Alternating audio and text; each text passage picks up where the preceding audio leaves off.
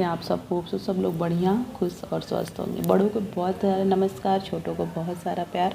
Guys, video start करने के पहले फिर से मेरा एक रिक्वेस्ट है आप लोगों से कि प्लीज़ पीछे का साउंड जो आ रहा होगा प्लीज़ एडजस्ट कर लीजिए।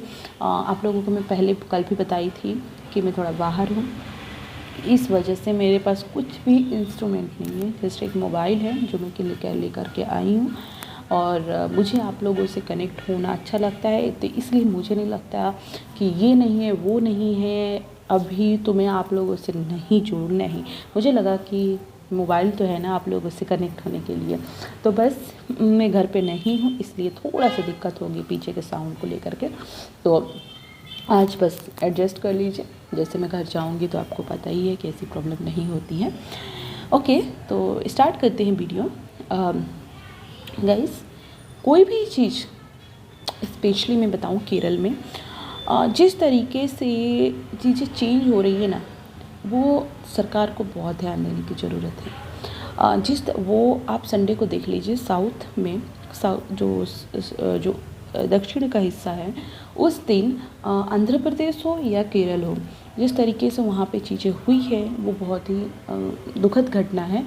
वो आंध्र प्रदेश में जो ट्रेन का कॉलिजन हुआ है, उसमें जितने जो भी लोगों की डेथ हुई है, जो लोग इंजर्ड हुए हैं, उसके अलावा केरल जहाँ पे बम ब्लास्ट हुआ है, वहाँ पे जिस तरीके से अफरा तफरी मरी और जो लोगों की डेथ हुई है, ये बहुत दुख की घटना है।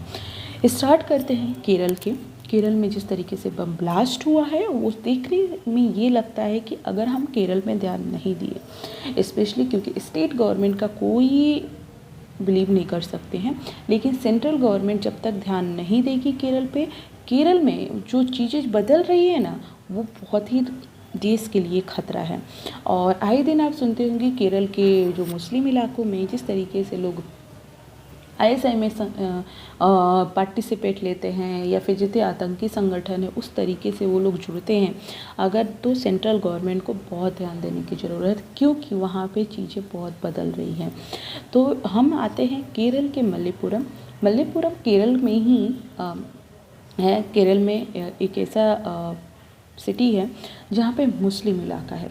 तो उसमें क्या है, 27 अक्टूबर की बात है 2023 को, मतलब रिसेंटली 27 अक्टूबर में मल्लेपुरम में जमात-ए-इस्लामी की एक यूथ विंग जो है वो फ़िलिस्तीन के समर्थन में एक रैली निकाली। और सबसे इम्पॉर्टेंट ये है कि फ़िलिस्तीन की रैली में समर्थन निकाली तो उसमें जो हमास एक आतंकी संगठन, उसका नेता खालिद मसैल ने जिस तरीके से वर्चुअली रैली को संबोधित किया, उसमें उसने बोला कि हमें कैसे फ़िलिस्तीन का समर्थन करना है, फ़िलिस्तीन के साथ खड़े रहना है, और हमें यहूदियों, हिंदू, बुलडोज़र हिंदू, ऐसे लोगों को उखाड़ फेंकना। आप समझ सकते हैं ये माइंडसेट।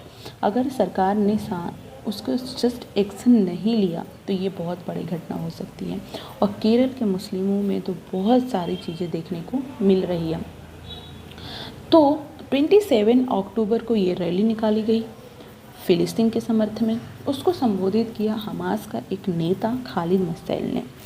और 29 अक्टूबर को केरल में बम ब्लास्ट होता है। ये बम ब्लास्ट कहाँ होता है?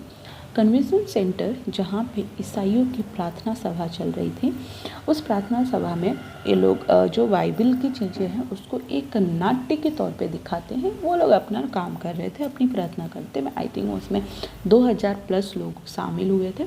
और हॉल जहाँ पे ये चीज़ें चल रही थी प्रार्थना, उसके जस्ट पीछे धमाका होता है और वहाँ पे एक लोगों की उसी टाइम डेथ हो जाती है। तो आई थिंक 3-4 लोगों की डेथ हो गई है और बहुत सारे इंजर्ड हैं।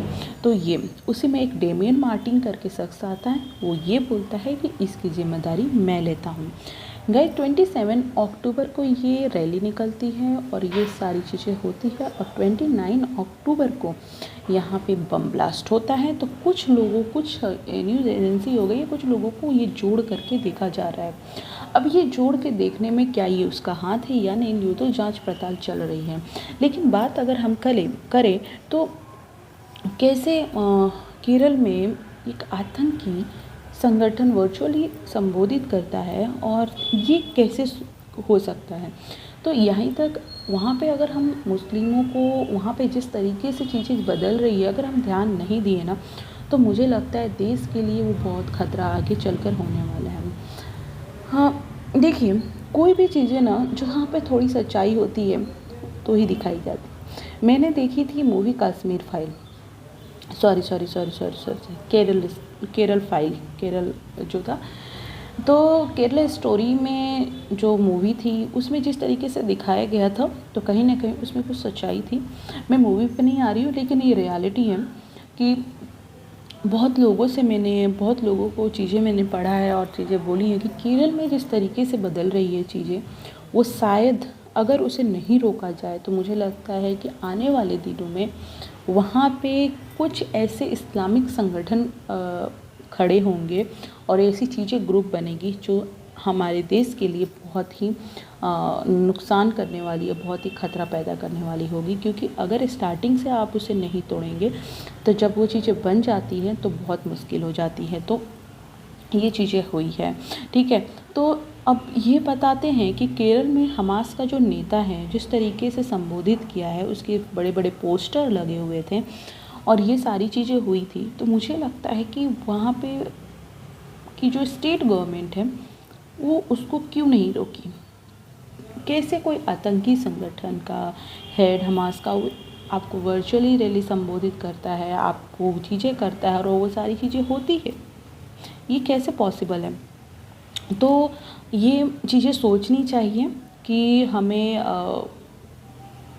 केरला का चीज़ें बदल रही है तो सरकार को, स्पेशली सेंट्रल गवर्नमेंट को बहुत आगे आना चाहिए और ऐसी गतिविधियाँ जो चीज़ें हो रही है केरल में वो चीज़ें रोकना बहुत ज़रूरी है, नहीं तो बहुत भारी पड़ने वाला है।